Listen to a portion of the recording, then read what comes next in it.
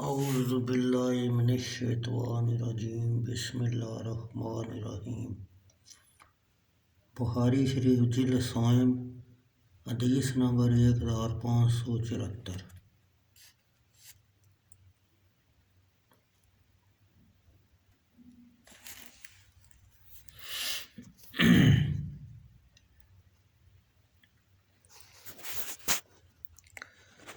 علی بن مسہر نے اشام بن عروہ سے، انہوں نے اپنے باپ عروہ بن زبیر سے، انہوں نے ام المومنین حضرت عائشہ رضی اللہ تعالیٰ عنہا سے روایت کی، انہوں نے فرمایا غزوہ احد کے دن مشرکوں کو ایسی شکست سے دوچار ہونا پڑا جو ان میں پہچانی جاتی تھی۔ ابلیس مسلمانوں کو مخاطب کرتے ہوئے چیخا، اے اللہ کے بندو، جو لوگ تمہارے پیچھے ہیں ان سے پرہیز کرو اور ان کو قتل کرو۔ شیطان نے چاہا کہ مسلمان باہم ایک دوسرے سے لڑ پڑیں، ان کے پہلے پیچھے کی طرف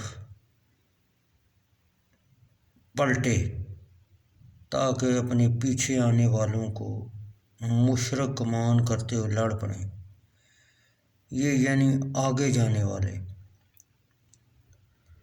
ان کے پیچھے آنے والے باہم ایک دوسرے کے برسرے پیکار ہو گئے۔ حضرت حذیفہ بن یمان رضی اللہ تعالیٰ عنہ نے نظر کی تو کیا دیکھتے ہیں وہ ان کے باپ سے ان کو مشرک گمان کرتے ہوئے مسلمان ان سے جنگ کر رہے ہیں۔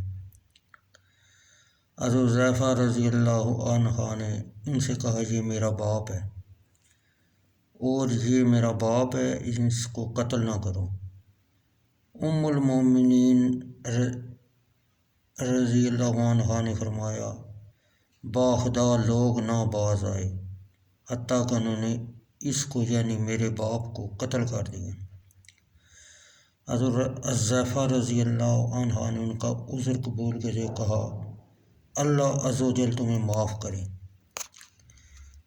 عروہ بن زبیر نے کہا، باخدا حضرت حذیفہ رضی اللہ عنہ کو باقی عمر ہمیشہ اپنے باپ کے قتل کا غم رہا حتیٰ کہ آپ وفات پا گئے، اور بعض روایات میں بقیہ خیر ہے، یعنی حضرت حذیفہ رضی اللہ عنہ میں اپنے باپ کے قاتل کے لیے دعا اور استغفار کی خیر باقی رہی۔